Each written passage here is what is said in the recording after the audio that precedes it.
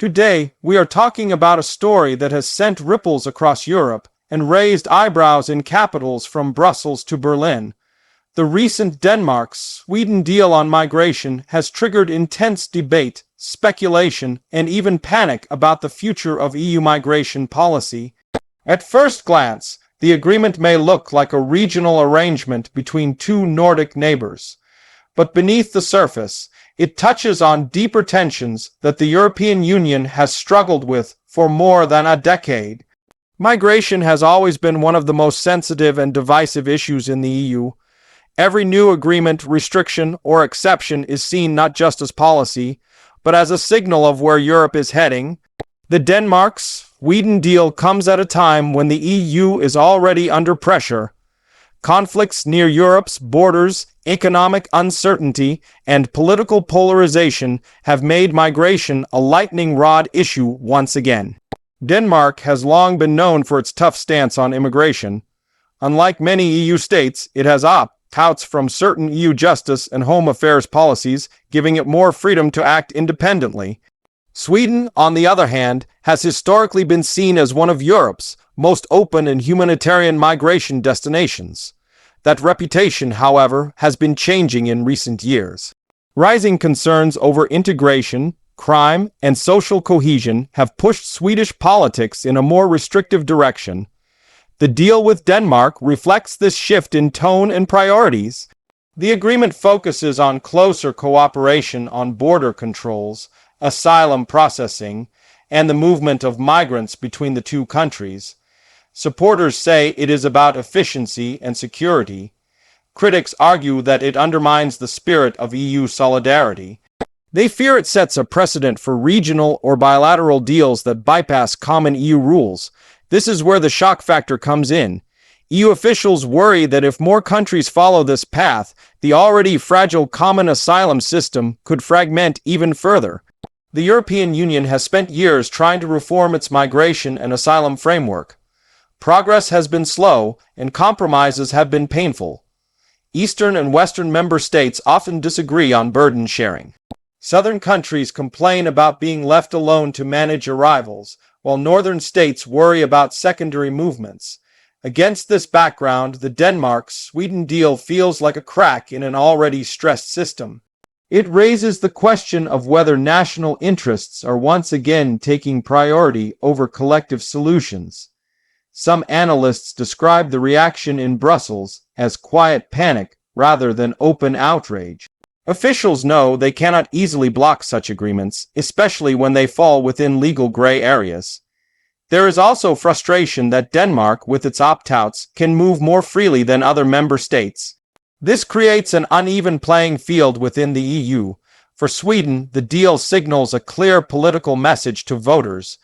It shows that the government is serious about tightening migration controls and cooperating with neighbors to do so. This shift reflects broader changes across Europe. Countries that once championed open asylum policies are now rethinking their approach. Public opinion has played a major role in this transformation.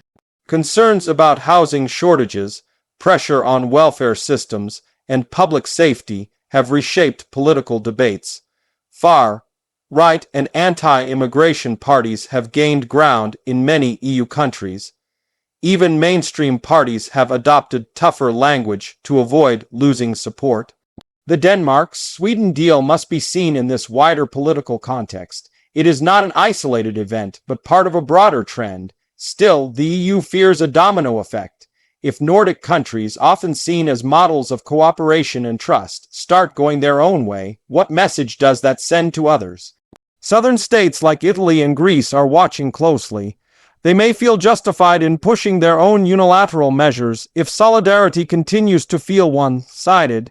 Eastern European countries, some of which have long resisted accepting refugees, could use the deal to argue for more national control. This threatens the idea of a unified European response to migration. The EU's strength has always been rooted in common rules and shared responsibility. When those principles weaken, so does trust between member states. Trust is essential for cooperation on everything from borders to budgets. Another concern is the legal complexity of such deals. EU law allows certain forms of cooperation, but the boundaries are not always clear. If challenged, the Denmark-Sweden agreement could end up in European courts. That would add another layer of uncertainty and tension. For now, Brussels appears to be taking a cautious approach. Officials are analyzing the details, trying to determine whether the deal violates any EU principles. Publicly, the response has been measured. Privately, there is worry about what comes next. Migration has a unique ability to expose the fault lines within the EU. It brings together issues of identity, security, economics, and human rights. The Denmark-Sweden deal touches on all of these. It forces Europe to confront uncomfortable questions about its future. Is the EU moving toward a more flexible, multi-speed approach to migration policy? Or is it slowly losing its ability to act collectively? Supporters of the deal argue that the EU has failed to deliver effective solutions. From their perspective, countries have no choice but to act on their own. They point to years of deadlock in Brussels and say regional cooperation is better than inaction. Opponents counter that this logic risks dismantling the EU from within. They warn that short-term national gains could lead to long-term collective losses. The humanitarian dimension cannot be ignored. Stricter controls often mean fewer safe and legal pathways for asylum seekers. Human rights organizations fear that deals like this could lead to migrants being shuffled around without proper protection. There are also concerns about responsibility shifting. If countries cooperate to limit access, who ensures that asylum claims are fairly processed? The Denmark-Sweden agreement raises questions about accountability. It is not always clear who is responsible when multiple states share control. Beyond policy details, symbolism matters. Europe is watching how this deal is interpreted and replicated. Symbols influence politics. They shape expectations and normalize certain behaviors. If bilateral migration deals become normal, the EU common framework could slowly erode. This would mark a significant change in how Europe manages one of its most defining challenges. At the same time, ignoring public concerns is not an option. Migration policy that lacks public support is politically unsustainable. The challenge for the EU is to balance control with compassion and national interests with shared values. So far, that balance has been hard to achieve. The Denmark-Sweden deal highlights just how fragile it remains. It also shows that even countries with long traditions of cooperation are feeling the strain. Economic pressures play a role too. Slower growth and rising living costs make migration a more contentious issue. Governments under pressure often look for visible actions to reassure voters. Migration deals offer that visibility. But visibility does not always equal effectiveness.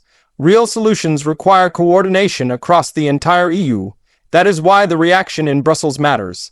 How the EU responds will shape future behavior. A strong response could discourage similar deals. A weak one could encourage them. For now, the EU seems caught between these options. It wants to defend common rules without provoking open confrontation. This cautious approach reflects the complexity of the situation. There are no easy answers. The Denmark-Sweden deal is a symptom, not the root cause. The deeper problem is the EU unresolved migration dilemma. Until that dilemma is addressed, similar shocks are likely to follow. The question is not whether Europe will face more migration challenges, but how united it will be when it does. Unity has always been the EU's greatest asset. Losing it over migration would have far-reaching consequences. As this story continues to unfold, it will test the EU institutions' values and political will. Whether this moment becomes a turning point or just another chapter depends on what happens next. For now, the shock is real, the panic is palpable, and the future remains uncertain. And that uncertainty may be the most defining feature of Europe's migration debate today.